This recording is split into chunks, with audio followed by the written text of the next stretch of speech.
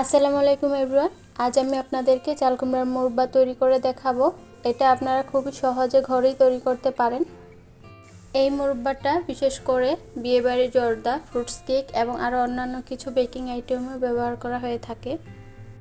আর কিভাবে খুবই সহজে ঘরেই তৈরি করবেন সেটা রেসিপি আজকে শেয়ার করব। এই মুরব্বাটা বানাতে অবশ্যই পাকা চাল কুমড়া ব্যবহার করতে হবে। চাল কুমড়াটা পাকা কিনা সেটা বোঝার উপায় হচ্ছে আপনি যদি হাত দিয়ে এভাবে একটু ধরেন, দেখবেন হাতে চুনের মতো কিছু লেগে আসছে, তাহলেই বুঝবেন এটা পাকা। এবার চাল কুমড়াটাকে একটা চাকুর সাহায্যে দুই ভাগ করে নিচ্ছি। অর্ধেকটা চাল কুমড়া আমি মুরব্বার জন্য নিয়ে নেব।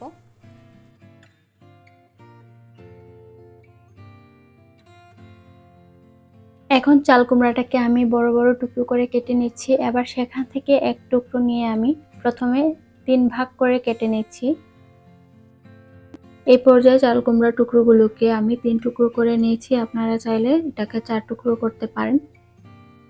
চাল কুমড়ার টুকরোগুলোকে এই পর্যায়ে একটু বড় করে কেটে নিলে ভালো হয়, এতে করে কেচে নিতে সুবিধা হবে। সেই সাথে যে সবুজ পেছনের খোসাটা আছে খুব ভালো করে কেটে ফেলে দিতে হবে, যেন খোসারও অবশিষ্ট কোনো সবুজ অংশ না থাকে।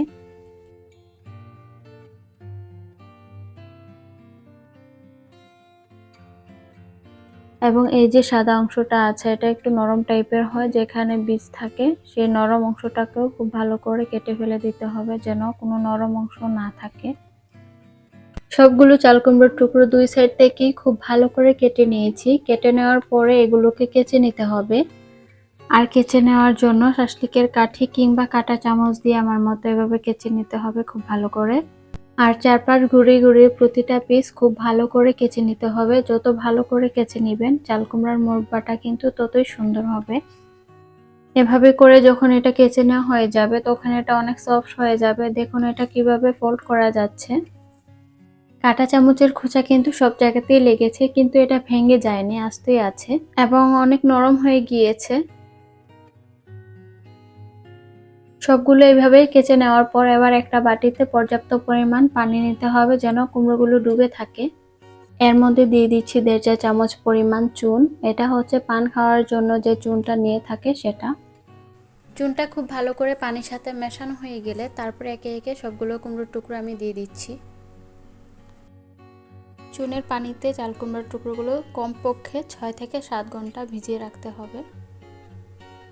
তো ফিরে এলাম 7 ঘন্টা পর। দেখতেই পাচ্ছেন চাল কুমড়োর টুকরোগুলো আগে থেকে অনেক শক্ত হয়ে গিয়েছে চুনের পানিতে ভেজানোর জন্য।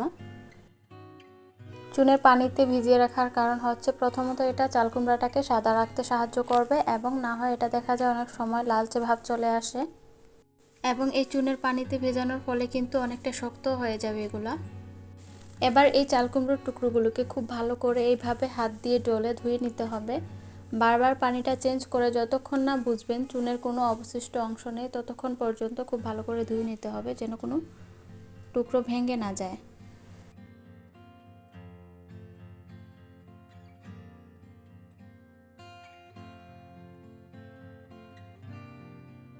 আমি এই চাল কুমড়োর টুকরোগুলোকে 5 থেকে 6 বারের মতো ধুয়ে নিয়েছি। এখন একটা প্যানের মধ্যে নিয়ে নিচ্ছি। এরই মাঝে আমি সবগুলো চাল কুমড়োর টুকরো নিয়ে নিয়েছি। এখন আমি পর্যাপ্ত পরিমাণ পানি দিয়ে এটাকে আমি মিডিয়াম হাই হিটে 10 মিনিট জাল করে নেব। জাল করে নিয়েছি। যখনই দেখবেন চাল কুমড়োর টুকরোগুলো মোটামুটি সিদ্ধ হয়ে গিয়েছে 90%-এর মতো, তখনই এটাকে চুলা থেকে নামিয়ে নিতে হবে এবং এই গরম পানির মধ্যে মিনিট 10 রেখে দিতে হবে। আমি এগুলোকে পানি থেকে তুলে নিয়েছি। এবার এগুলোকে আমি একটু ছোট করে কেটে নেব। আমি বড় টুকরো রেখেছিলাম যেন কেচে নিতে সুবিধা হয়। এখন আমি ছোট করে কেটে নিচ্ছি, তবে এটা একেবারেই অপশনাল, আপনারা এরকম বড় করেও তৈরি করতে পারবেন মুরব্বা। এখানে আমি মুরব্বার শিরা তৈরি করার জন্য 3 কাপ পরিমাণ চিনি দিয়ে দিচ্ছি এবং 3টি এলাচ, 1/3 কাপ পরিমাণ পানি। চিনির পরিমাণটা কিন্তু এখানে কমানো যাবে না, তাহলে কিন্তু মুরব্বাটা ভালো হবে না।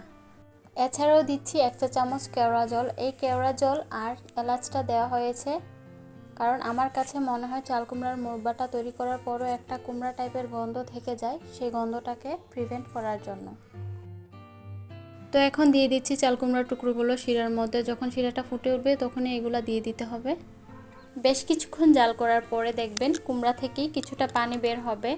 আর এই চিনির শিরাটা দেখেন আগে থেকে স্বচ্ছ আর একটু পানি পানি দেখা যাচ্ছে, কারণ চাল কুমড়ার মধ্যেও কিন্তু পানি ছিল।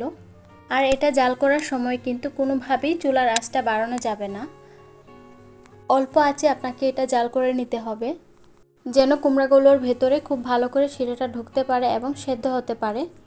15 থেকে 20 মিনিট ধরে এভাবে জাল করার পর দেখবেন যে চিনির শিরাটা শুকিয়ে গেছে, কিন্তু একেবারে পুরোপুরি শুকিয়ে ফেলা যাবে না। তারপর আমি চুলাটা বন্ধ করে দিয়েছি। দেখতেই পাচ্ছেন প্যানের গায়ে কিছুটা শিরা এভাবে ঘন অবস্থায় রয়ে গিয়েছে। এখন আমি এটাকে চুলা থেকে নামিয়ে নেব। তারপর যে কোনো এরকম স্ট্যান্ড অথবা ছিদ্রযুক্ত স্ট্রেনারে ছড়িয়ে দিতে হবে। এতে করে চিনির যে এক্সট্রা শিরাটা আছে সেটা ঝরে যাবে। এটাকে খুব সুন্দর করে ছড়িয়ে নিতে হবে যেন একটার গায়ে একটা লেগে না যায়। এভাবেই সারা রাতের জন্য রেখে দেব অথবা 10 ঘন্টার জন্য রেখে দিতে হবে।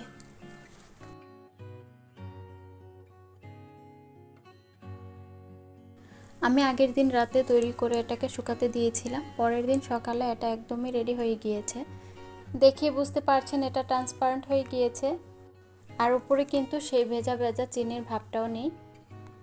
এবার এটাকে জর্দা কিংবা যে কোনো ধরনের ডেজার্ট বা ফ্রুটস কেকে আপনারা ব্যবহার করতে পারেন। এখন আমি একটু কাছ থেকে আপনাদেরকে একটা মুরব্বা কেটে দেখাচ্ছি। দেখুন এটার বাইরে থেকে একটু শক্ত হলেও ভেতরটা কিন্তু একদমই নরম আর রসালো হয়। আপনাদেরকে আমি একটা হাত দিয়ে ভেঙে দেখিয়ে দিচ্ছি। দেখুন এটার ভেতরটা কিন্তু মোটেও শক্ত নয়। এবার এয়ারটাইট বক্স কিংবা জিপলক ব্যাগে পরে এই মুরব্বাগুলোকে আপনারা নর্মাল টেম্পারেচারে বছর জুড়ে সংরক্ষণ করতে পারবেন। আশা করছি আমার আজকের এই মুরব্বা রেসিপিটি ভালো লেগেছে। আমার রেসিপি ভালো লাগলে প্লিজ আমার চ্যানেলটি সাবস্ক্রাইব করবেন এবং সবাই অনেক ভালো থাকবেন। আল্লাহ হাফেজ।